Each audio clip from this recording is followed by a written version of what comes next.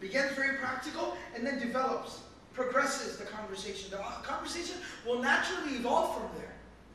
But you got to give it that opportunity to evolve.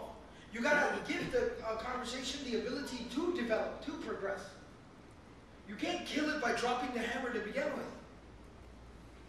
Secondly, last thing I'd like to point out in this ayah, he says, first he doesn't mention it doesn't see, first he says it does not listen. Because even the mushrik would understand, obviously the idol doesn't see, but when they would worship the idol, they would worship the idol understanding that it listens to us. It hears us, they would pray to it. Like Ibrahim alayhi salam will say in the following ayat, وَأَعْتَزِلُكُمْ وَمَا تَدْعُونَ مِن دُونِ اللَّهِ. Those things that you call out to other than Allah. So they would pray to the idols, when they would speak to the idols, would call out to the idols, it's not even listening to you. So the practicality of the conversation is very, very important, very key here. The last thing that I want to point out about this before we go forward into the next ayah is, notice what he's saying. Is he saying, Dad, how stupid can you be? How dumb is it what you're doing? No, no, no.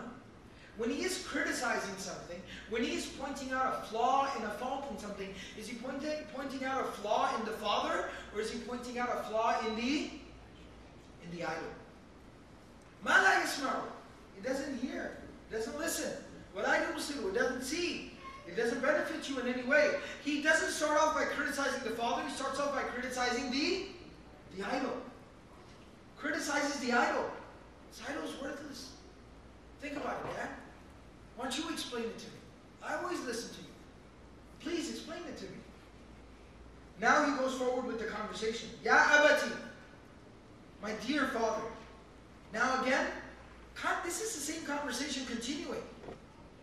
Didn't he start off already by saying Ya abati? He's saying it again. So it's like almost like in the middle of the conversation he goes, again, Dad, you know how much I respect you and I love you. You know how much I love you and I respect you, Dad. You know that. So it's as if he's reiterating, restating, re-emphasizing the love, the affection, the admiration, and respect that he has for his father. So this in and of itself is a reason that sometimes, and I've dealt with this scenario multiple times, that when I have young people come up to me and ask for advice, and maybe they have a similar situation, when I tell them, you got to be respectful, you got to be good, you got to be nice, you got to handle things properly, respect them, that's their place, that's their position. Okay, okay. So start off by, Dad, you know how much I respect you, you know, I love you. And the conversation will start, and then it slowly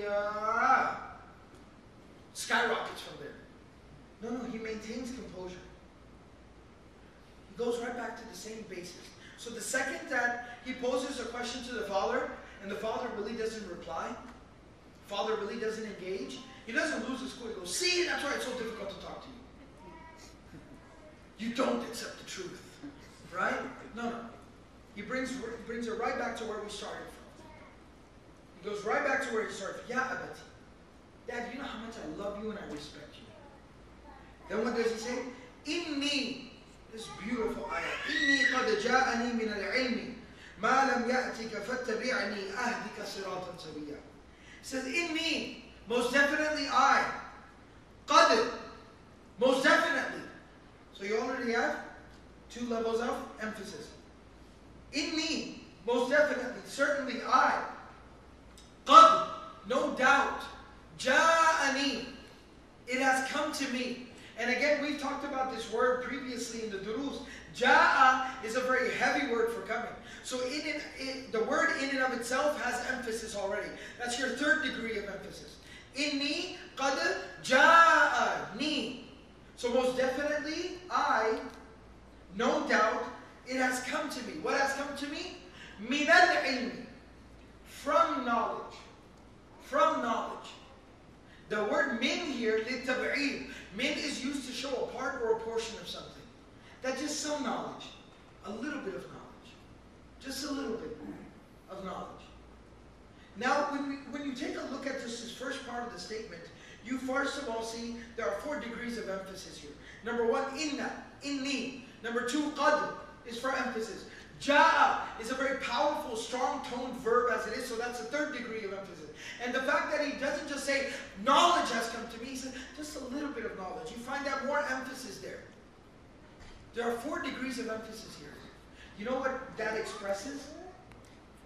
He's not having a very self-righteous, he's not having a shouting match with his father, he's not preaching to his father, he's crying in front of his father. That 4 degrees of emphasis shows you how much pain he feels. And he's expressing his pain. He's expressing his concern. That, Dad, I'm only talking to you about this because of how much I care about you. And it pains me. It breaks my heart. Breaks my heart. Muhammadur Rasulullah sallallahu alayhi wa sallam. This is how he used to speak to Abu Talib. This is how he used to talk to Abu Talib. Because Abu Talib was supportive, but didn't accept the message. Never once told him, what's wrong with you? Why won't you just believe? What's wrong? Never. But maintained a very nice, gentle, loving tone. So much so that when the Prophet ﷺ heard the news that Abu Talib is dying, he's on his deathbed, the Prophet ﷺ rushed to his bedside, went there and held his hand, and said, Uncle, please, just one time, say it. Say the kalima.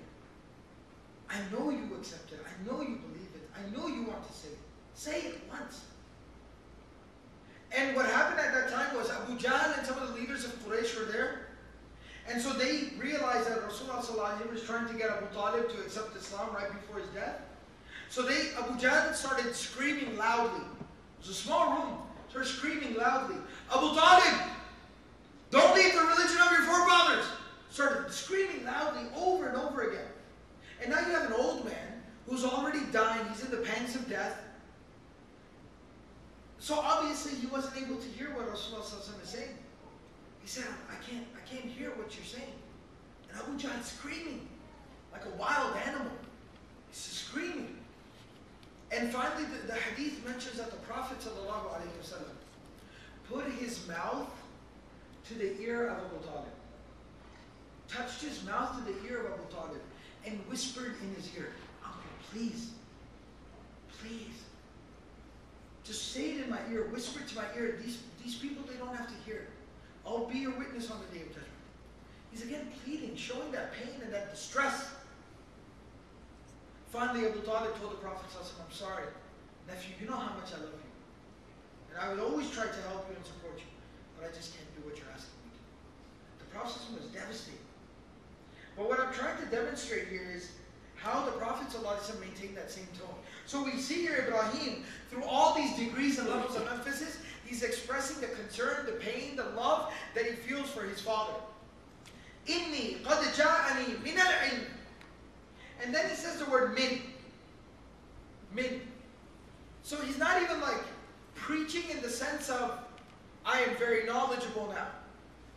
Thou must listen to me. No, he's not preaching like that. He says, min al-ilm. I just know a little bit. So he's not trying to tell the father, I know so much more than you do. You don't know what you're talking about. No, he said, I just have a little bit of knowledge. And that too, he doesn't say that I have the knowledge. He said it was given to me. It came to me. So I'm not going to stand here and tell you that I'm some very, very super knowledgeable person, and from here on out, thou must obey me. No. He says, I've been given. This knowledge was granted to me. Just a little bit of an understanding. To maintain that humility, to not threaten the father, and not emotionally hurt the father, that he thinks he's better than me now. He thinks that he's so much superior to me now. Because those are very real human sentiments. We can again sit here and we can preach, parents shouldn't be like that. Parents shouldn't be like that. They should have that understanding. They should be truthful and honest. They should